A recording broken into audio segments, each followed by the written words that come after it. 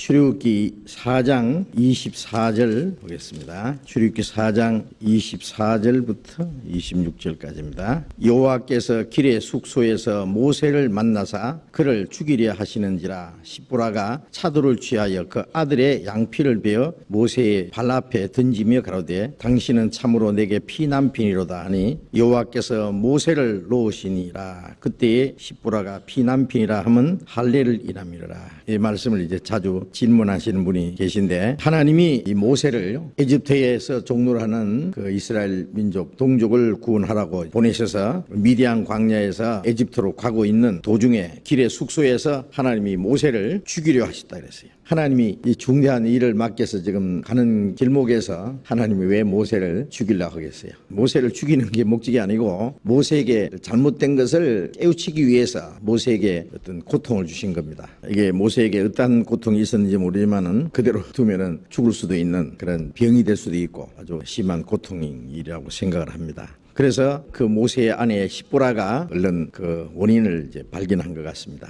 차도를 취해서 그 아들의 양피를 베어서 모세의 발 앞에 던졌다 그랬어요. 여기에 양피라고 하는 것은 이스라엘의 남자아이가 태어나면은 8일 만에 할례를 받도록 돼 있어요. 그 할례라고 하는 것은 남자아이의 꽃이 있죠. 끝을 잘라버리는 거예요. 요즘에는 이제 호경수술이라고 합니다. 유대인들은 다 할례를 받아요. 그것이 위생적으로도 아주 좋답니다. 그런데 그 할례는 창세기 17장에 보면은 하나님이 이스라엘 조상 아브라함에게 명령을 하신 겁니다. 나와 너희 사이에 언약을 지키라. 할례의 언약이다.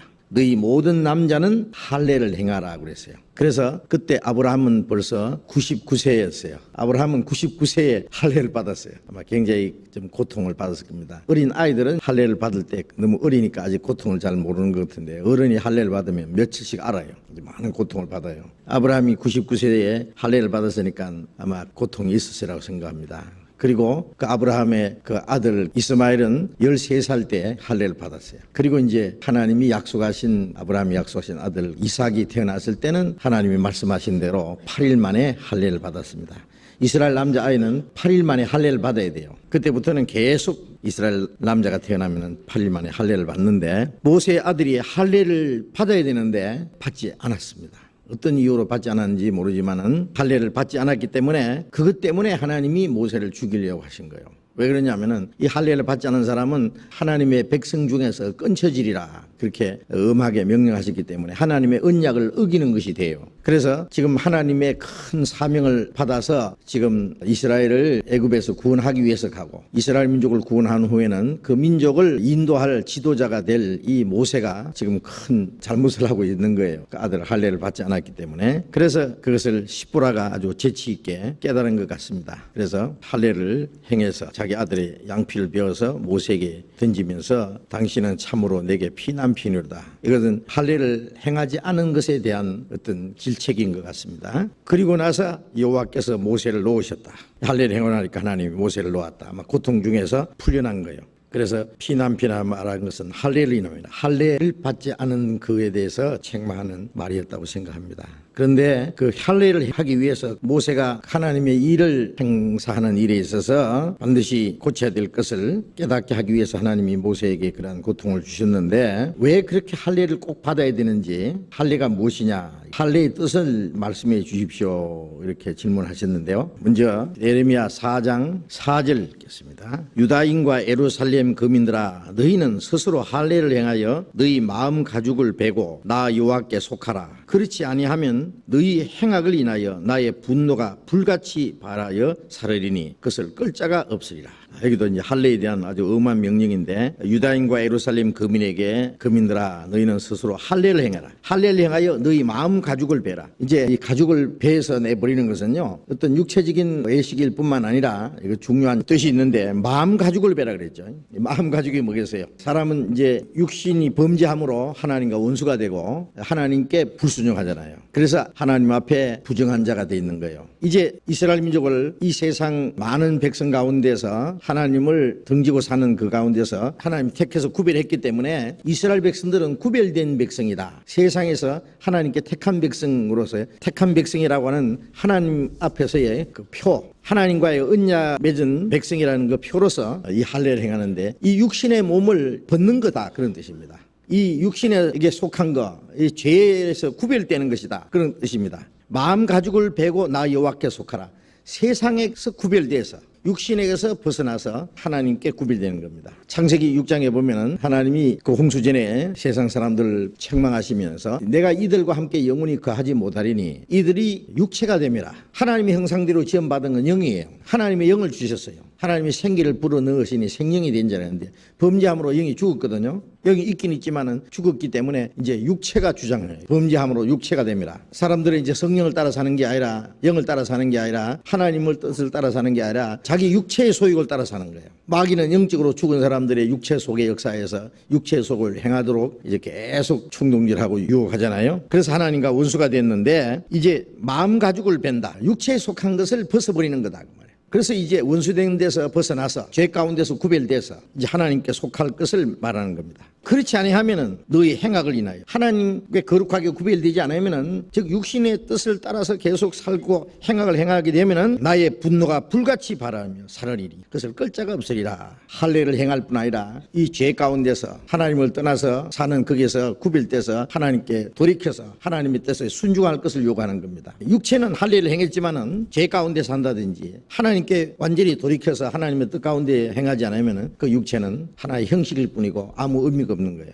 예레미야 9장을 보겠습니다. 9장 25절 여호와께서 말씀하시되 날이 이르면 할례 받은 자와 할례 받지 못한 자를 내가 다 벌하리니 곧 애굽과 유다와 에돔과 암몬 자손과 모압과 및 광야에 거하여 그 머리털을 모지게 깎은 자들에게라. 대저 열방은 할례를 받지 못하였고 이스라엘은 마음의 할례를 받지 못하였느니라 했느니라. 하나님 말씀에 때가 되면 할례를 받은 자와 할례 받지 못한 자를 내가 벌하리라. 여기 할례를 받은 자와 그랬잖아요. 거기에 옆에 1 있죠. 그 성경 난해주의 밑에 보면은 할례를 받은 자는 말은 할례를 받았어도 마음으로 받지 아니하는 자와 아예 할례를 받지 않는 자를 다 벌한다 그랬죠. 이스라엘은 육신은 할례를 받았는데 마음의 할례를 받지 못하였고 열방은 아예 할례를 받지 않았다. 아예 할례를 받지 않은 사람이나 육신적으로 할례를 받았지만 마음의 할례를 받지 않은 사람이나 마음이 이 세상에 구별돼서 하나님께 속하지 않은 사람, 자기 육신의 소욕을 따라서 사는 사람, 그 사람은 마음의 할례를 받지 않은 사람,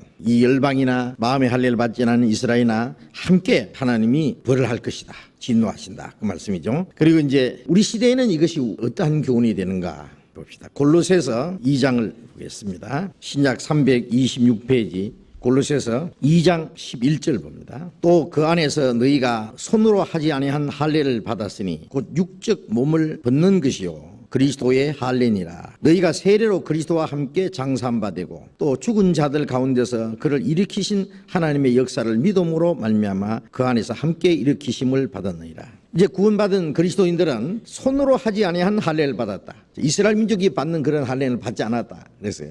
이스라엘 사람들은 이방인들을 할례 받지 않은 자, 부정한 자, 하나님과 관계없는 자 아주 그래서 개같이 취급하고 아주 무시했어요. 자기들은 하나님의 서민, 할례를 받아서 거룩하게 된 사람, 하나님께 속한 사람, 이방인은 할례 없는 자라고 그렇게 부정하게 여겼습니다. 그래서 초대교회 그리스도인들 중에 유대인들은요 예수 믿어도 할례를 받아야 된다. 교회 안에서. 그래서 이제 할례 때문에 참 많은 문제가 됐어요. 그래서 이 바울 사도가 디모데를 이제 데리고 다니면서 전도를 했는데 디모데는 아버지는 헬라인이고 어머니는 유대인이거든요. 그래서 이제 반쪽 유대인이잖아요. 그래서 그 디모데를 할례 없는 사람이라고 유대인들이요 할례 없는 사람을 데리고 다니면서 전도한다고 비방할까봐 디모데를 할례를 받도록 허락했어요. 어떤 것은 할례를 받아야 된다고 유대인들이 주장하면은 그건 율법을 지켜야 되기 때문에 안 받고 이제 율법 있는 자에게는 율법 있는 자 같이 하기 위해서는 할례를 받도록 할례 받고 안 받는 건 상관없지만은 전도하기 위해서 유대인들 오해를 받지 않기 위해서. 그러나 유대인들이 이방인 중에서도 돌아오는 사람을 할례를 받아야 된다. 그건 절대 굴복 안 했습니다.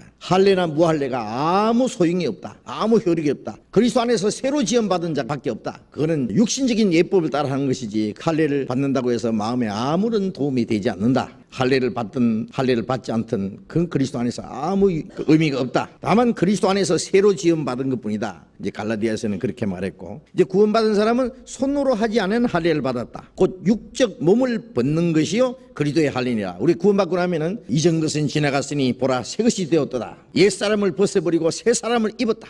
그러잖아요. 그래서 할례라는 것은 마음 가죽을 베는, 세상에 속한 것을 떨쳐버리는, 그리고 하나님께 속하는, 하나님의 뜻에 순종하는 그 마음이 이제 마음 가죽을 베는 거거든요. 구원받은 사람은 구원받자마자 이제 우리 안에 성령이 계시고, 이제는 육신을 따라 살지 않고 성령을 따라 삶으로써 그것이 이제 마음의 할례를 받는 거예요. 그래서 육적 몸을 벗는 것이요 그리스도의 할례니라. 그러면 우리 신약 시대에 와서는 이스라엘 백성들은 하나님께 속하는 표로 실제로 할례를 받았어야 돼요. 육신도 할례를 받고 마음도 할례를 이제 받아야 되는데, 그런데 사실은 구원받아야 마음의 할례를 받는 거예요. 이스라엘 사람들도 구원받지 않으면 육신의 할례는 받았지만은 마음의 할례는 받을 수가 없거든요. 그래서 이제 12절에 보면은 너희가 세례로 말미암아 그리스도와 함께 장사한 바 되고 또 죽은 자들 가운데서 그를 일으키신 하나님의 역사를 믿음으로 그 안에서 함께 일으키심을 받았느니라. 우리 구원받자마자 우리가 제일 먼저 깨닫는 것은 주님이 나를 대신해 죽었다. 내가 받을 심판과 저주를 주님이 받으셨다. 주님이 흘리신 피로 우리 죄를 영원히 사하셨다. 우리는 하나님 앞에 이제 심판받을 죄가 없고 다시는 정죄함을 받지 않는다. 심판을 받지 않는다. 주님의 죽으시고 흘리신 피는 우리를 멸망에서 구원할 뿐 아니라 천국에 들어가기에 넉넉합니다. 그 주님의 공로는. 그걸 깨닫는 동시에 또 하나 깨닫는 게 있어요. 주님의 그 십자가의 죽음과 부활은 나를 구원하기 위한 것만 아니라 구원받았지만 내 속에 옛 성품이 있는데 이것을 또 처리하기 위해서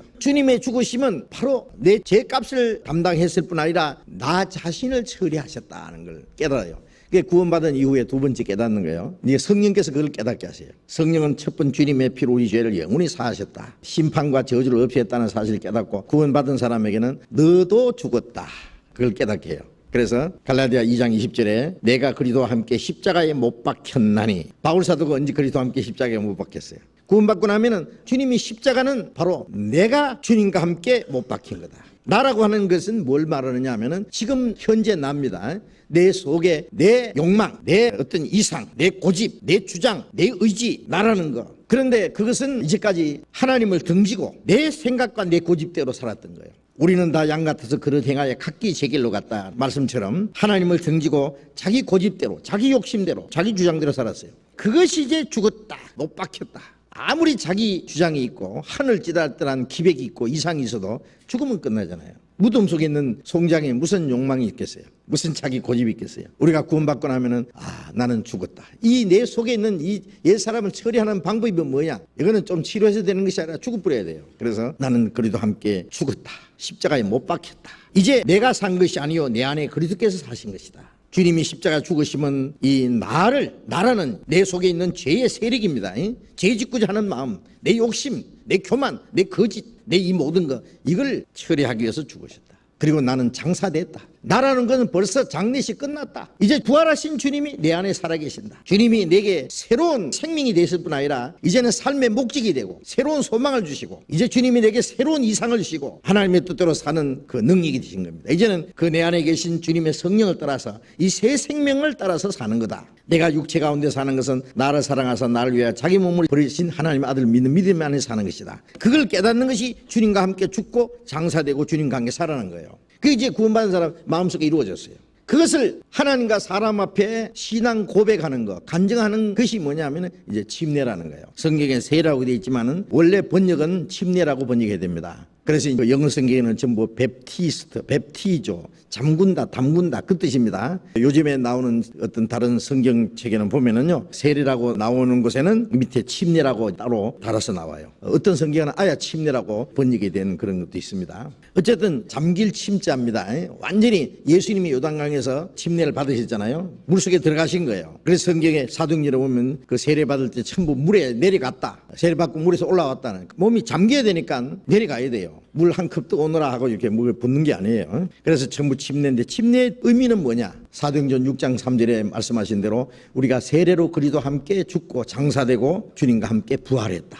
주님과 죽고 주님과 함께 장사되고 주님께 부활한 거예요. 구약 시대에 이스라엘 민족이 할례 받은 것이면은 이제 신약 시대는 이제 우리가 세례 받은 거예요. 근데 어떤 사람은 세례를 받았는데 구원받지 않고 세례 받은 거 무효. 또 구원받고 세례를 받았지만은 아직도 자기 육신의 생각, 자기의 고집대로, 자기 뜻대로 사는 사람, 성령을 쫓지 않고 육신을 쫓아 사는 사람은 그것은 어떤 사람이냐면은 장사 지내서 이제 무덤에다가 묻었는데 가서 다시 캐가지고 송장을 짊어지고 다니는 거예요. 한 가지예요. 어리석은 짓이요. 그 사람은 이스라엘 백성들이 육신의 할례를 받았지만 받았지만 마음의 할례를 받지 못했다는 것처럼 그 사람은 마음의 할례를 받지 못한 사람처럼 하나님 보실 때 합당치 않은 것이 될 것입니다.